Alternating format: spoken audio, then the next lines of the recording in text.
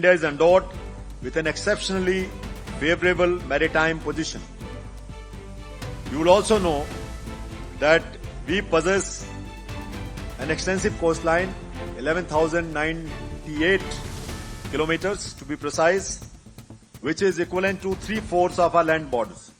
If you look at our geography, you will realize that with high mountains to the north and oceans on three sides, India's connect with the world has been inherently maritime and will continue to be so in the years ahead.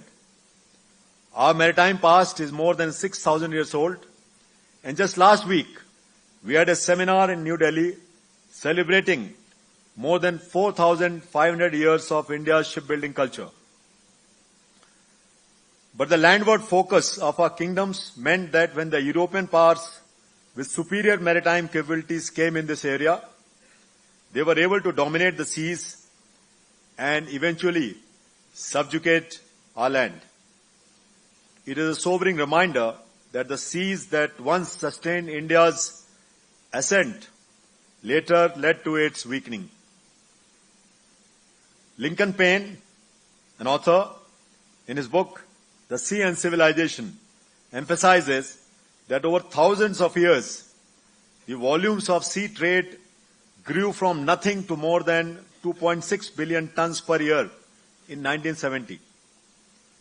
Further, enhancements and advancements in the maritime sector in recent decades have ensured that global sea trade has increased by more than 5 times, rising to over 12.3 billion tons by 2023, with ships becoming larger than ever before.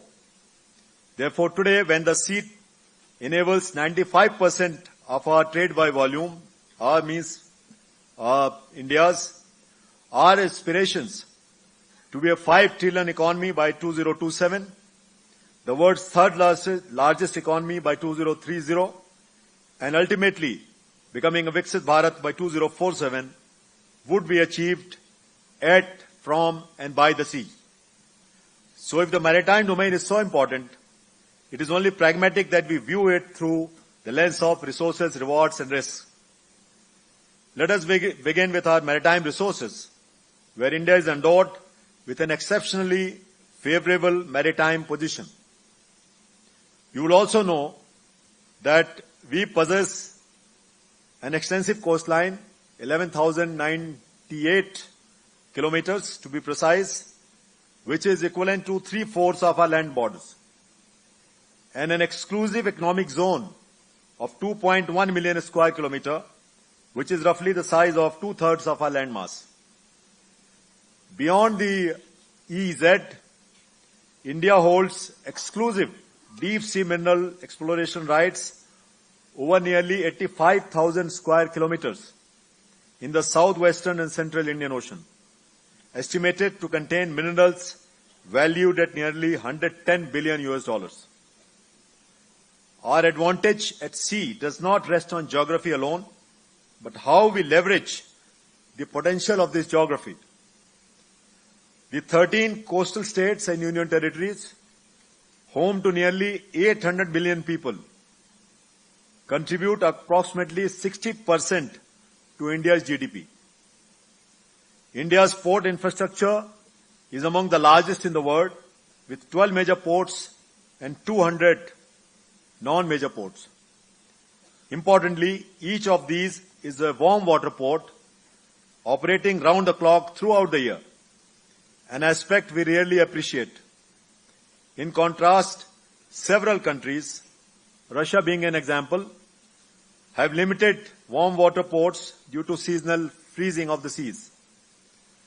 With over 3 lakh seafarers, India is among the top 3 global suppliers of trained seafarers, and we aim to become the number 1 with the kind of expertise, experience, and the population which we have got.